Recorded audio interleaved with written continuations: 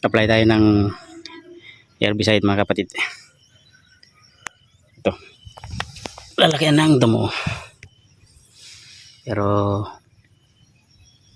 tingnan natin after 5 days ubos yan, no? Pakita ko sa inyo yung tinitimplahan namin gamot. So nasa 15 days na itong mais natin, Decalb 8282S ito. Ayan, yan na yung damo na i-spray natin ng herbicide. So ang gagamitin nating herbicide, paghahaluin natin yung Clearmore at saka maglalagay tayo ng Atrazine 3 kutsara. Then maghahalo tayo ng glyphosate na yung Brimox, no, isang lata ng sardinas, no, isang lata ng sardinas na Brimox, then isang lata ng sardinas na Clearmore, then yung Atrazine at isang takip ng serbesa ng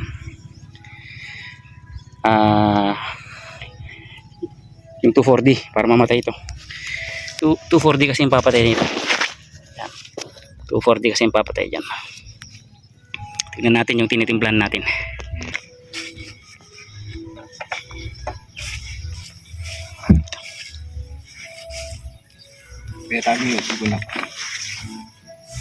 Clearmore,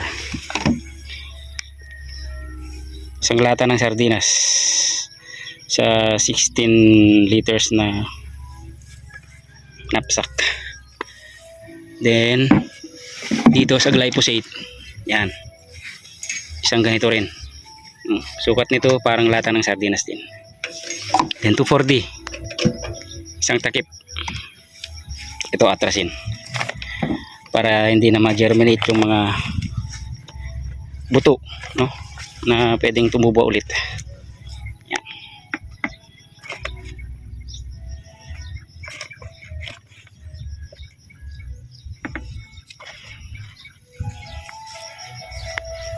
Yan yung area natin. Ubusin natin yan. Update ko kayo after 5 days. Insan yan eh, 5 days mag-effect na yan. Sunog lahat yung damo na yan. So shout out dito sa katabi natin, kumpleto yung puno ng mais niya. Ito yung sa atin, pero wala na tayong hahanapin pa rito. Okay to, kasi automatic yung nagtanim nito. Oo, dito kasi mano-mano to, planteria, no? Itong sa atin consider, pero makita nyo naman okay pa siya. Yan. So spray na tayo, tuloy na natin.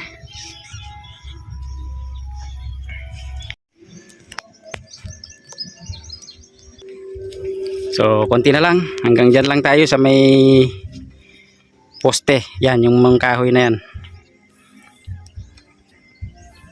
So ito na lang. So mga 2 kargahan na lang siguro ito.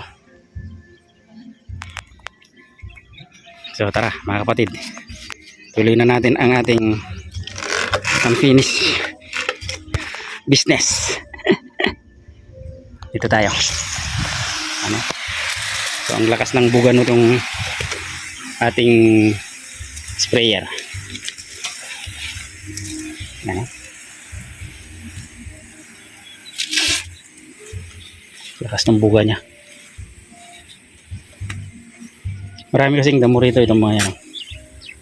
Dami oh. Kailangan natin mapatay mga yan. Ito.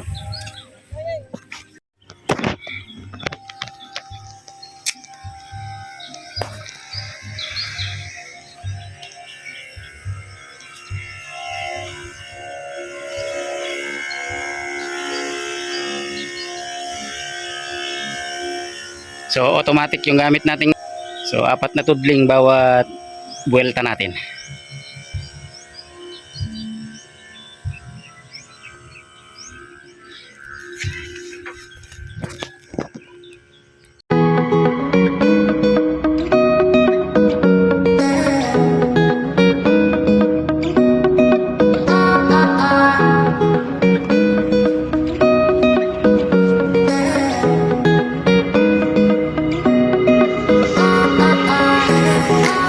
mahal.